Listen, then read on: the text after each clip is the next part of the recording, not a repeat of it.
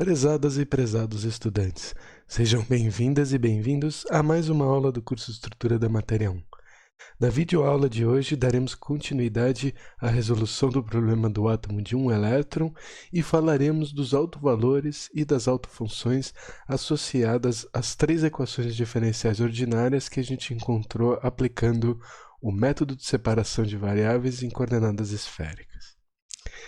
Então, para a gente começar a falar de autovalores e autofunções, a gente precisa lembrar exatamente o que as autofunções precisam corresponder para serem consideradas bem comportadas, né? A gente tem a questão de continuidade, né? Esse potencial ele não é descontínuo, né? Ele é uma função, né, que depende da distância, então dessa maneira dificilmente a gente tem descontinuidades como a gente aplicou no caso do degrau, né, e do poço e também da barreira. A autofunção tem que ser finita, né? Finita aqui é um pré-requisito porque a gente tem que integrar o quadrado dela, né? Então ela tem que ser quadraticamente integrável, ela não pode divergir, né? Ela também tem que ser unívoca, né? E unívoca e contínua, né? Se faz necessário também porque ela precisa ter uma primeira derivada, porque o momento está associado a essa primeira derivada, né? E ela precisa ter uma derivada contínua também e unívoca porque ela precisa ter uma segunda derivada, que é justamente o que aparece na equação de Schrödinger, né? Então, na videoaula de hoje, na verdade, a gente vai falar um pouco das soluções, um pouco desse comportamento, né? Na próxima videoaula a gente fala da questão da densidade de probabilidade, mas aqui o que eu queria enfatizar muito como é a cara dessas autofunções, né? Eu não vou desenvolver os métodos aqui, como foi desenvolvido em outros casos, mas eu vou deixar no material suplementar do curso um desenvolvimento disso, tá bom? Eu acho que a matemática aqui é complicada, né? Mas acho que vocês já pegaram um pouco a ideia de como resolver esse tipo de problema ali quando a gente discutiu o caso do oscilador harmônico. Então tá, a única que eu vou resolver, é claro que é a mais fácil de todas, é o ângulo azimutal φ, né? Então o que acontece? A gente encontrou uma função que é a derivada de segunda ordem mais uma constante vezes a função é igual a zero, né? Esse é o típico caso que a gente tem, né, uma exponencial imaginária, né? Então, o que a gente precisa necessariamente fazer aqui é que ela tenha uma condição de univocidade, né? Porque ela dá uma volta inteira, né? Quando ela completar essa volta, ela tem que ter o mesmo valor da volta anterior, né? Basicamente é essa a ideia. Então, a função φ de zero tem que ser igual à função de φ 2π, né? Mas eu podia pegar x aqui e 2π mais x. Qualquer valor que seja, essa condição se demonstra como necessária, né? E aí que tá, então φ de zero é 1, né? Então é exponencial elevado a zero, e a φ de 2π é cosseno de 2π ml mais i seno de 2π ml, né? E aí, para essa condição ser satisfeita, o que precisa acontecer? Esse termo aqui precisa ser zero, porque ele está multiplicado pelo número imaginário, e esse termo aqui precisa ser 1, né? E isso é satisfeito justamente quando a gente tem os inteiros, né, aqui multiplicando 2π, né? Então, mais o zero, né? Então, a gente tem 2π ou menos 2π, 4π ou menos 4π, enfim, toda essa sequência. Então, esses são os valores possíveis para o ml, né? Então, aqui a gente já nota que a condição, né, de continuidade implica que os valores de ml são bem definidos, né? E aqui também justifica porque a gente usou uma constante ao quadrado, né? Eu já tinha mencionado isso, porque a gente faz uma derivada de segunda ordem, né? Ela aparece duas vezes, né? O sinal troca justamente por causa do número imaginário. Então tá, essa é, digamos, a parte fácil, né? Agora vamos olhar um pouquinho o ângulo polar, né? O ângulo polar já é bem mais complicado, né? Mas se resolve isso da mesma maneira que a gente fez o oscilador harmônico, né? A gente olha o limite assintótico, consegue fazer, né, descobrir que tipo de função, né, converge, né, assintoticamente. Aí a gente faz uma expansão em série, e aí o que a gente vai achar aqui são os polinômios associados de Legendre, tá? Vou tentar deixar isso no material suplementar para vocês. Então, os polinômios associados de Legendre, normalmente eles são escritos assim, um P, né? De L e ML, então tem dois números quânticos que ele depende, escritos em termos do cosseno de θ, tá? A equação diferencial era essa aqui, né, que a gente tinha obtido, né, e a constante de separação que a gente tinha usado era L mais 1. Né? Quando a gente faz isso, né, então a gente descobriu que os valores de ML são esses, né, a gente nota que o valor, né, de L, né, pode ser o módulo de ML, o módulo de ML mais 1, o módulo de ML mais 2. Né? Essas coisas também são um pouquinho mais complicadas de demonstrar, né? E eu estou mais sugerindo a vocês, né? E qual que é a ideia dessa sugestão? A ideia é que o fato da condição periódica de univocidade no ângulo azimutal gera uma quantização do número quântico magnético. O número quântico magnético também vai gerar uma quantização do número quântico orbital. E a gente já sabe, né, que existe uma quantização do número quântico principal. Né? Então, os três números vão estar quantizados. Né?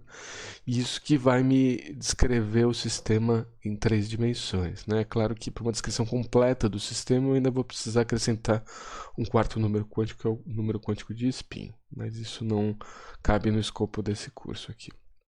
Então, esse é o tipo de solução, né?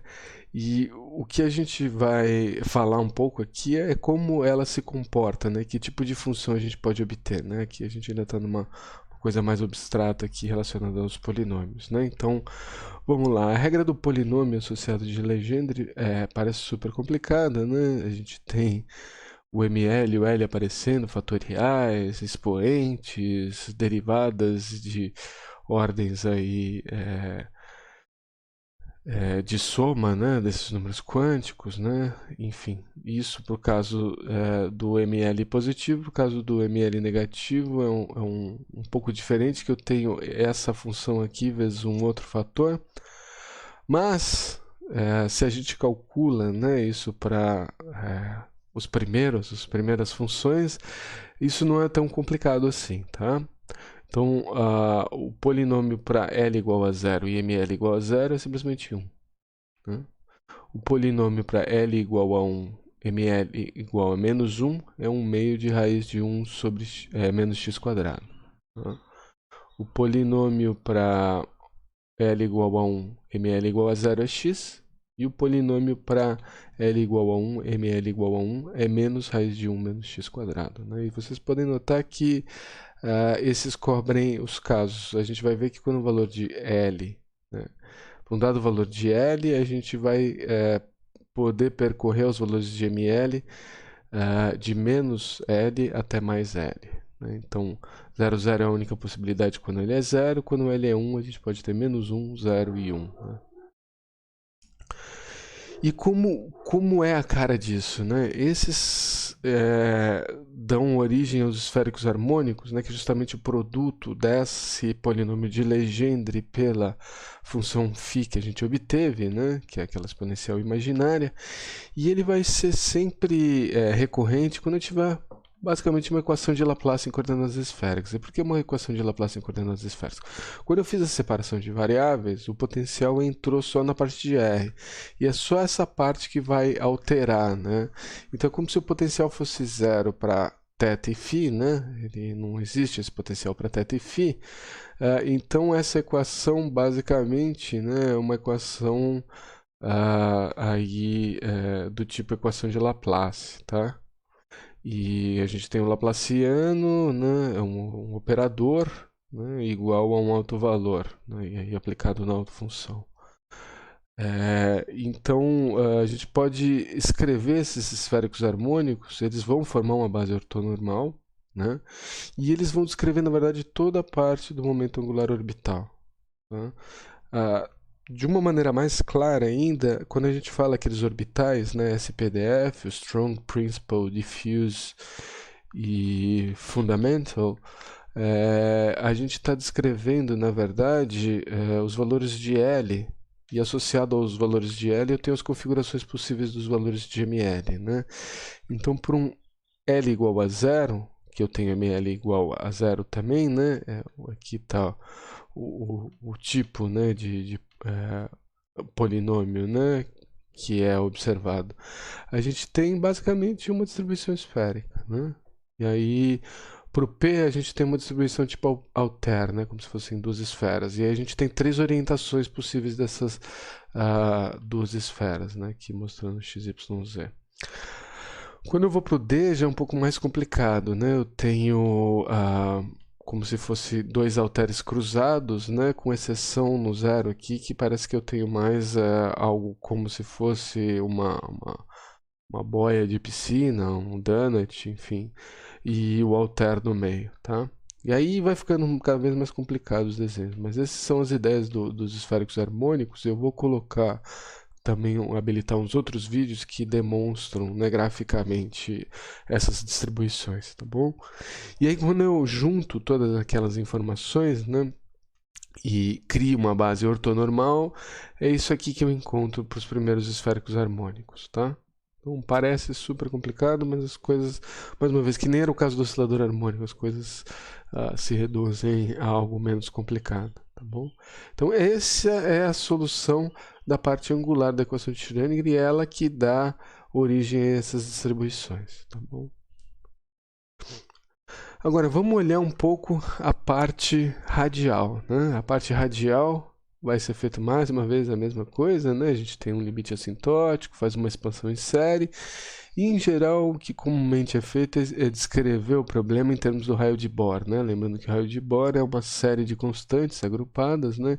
Que é da ordem aí de meio angstrom.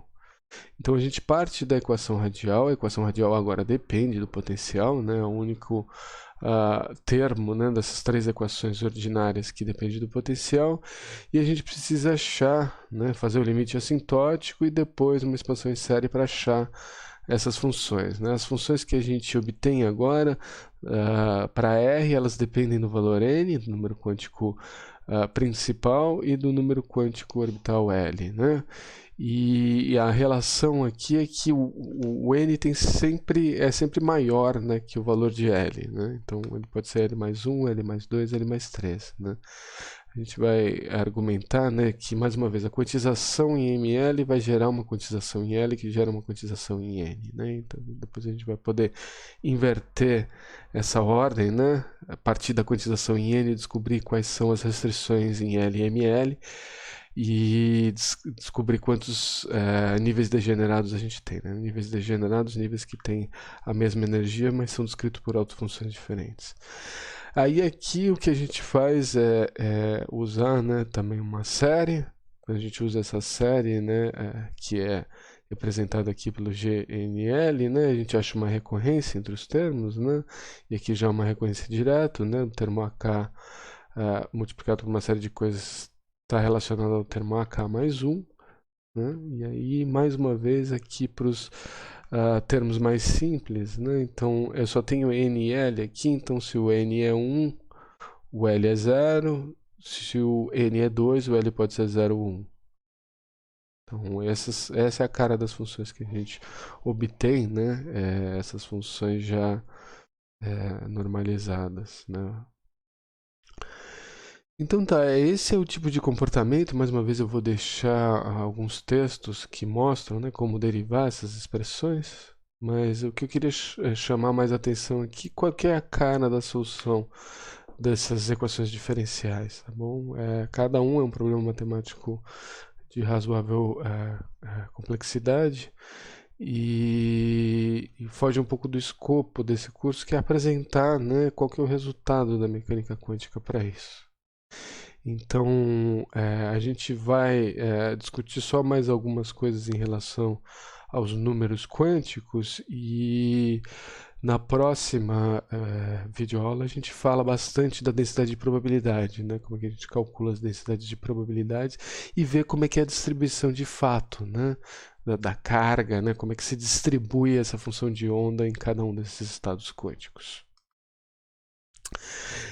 Aqui eu não resolvi, né, explicitamente também, mas o que é muito importante salientar é que a gente pode obter, né, o alto valor de energia, né, o alto valor de energia nesse caso que ainda temos um sistema esférico, né, a gente tem um núcleo somente um elétron, né, a gente tem nenhum desvio aí da força central pela interação com outros elétrons e tudo mais, a gente tem a energia que é dada justamente pelo modelo de Bohr, né? A gente chega no mesmo resultado, e por isso que o modelo de Bohr ainda é tão útil, né? Então a gente tinha aquele menos 13,6 eletronvolts vezes o estado de carga ao quadrado do núcleo, né? Dividido pelo nível, né? O número quântico principal ao quadrado.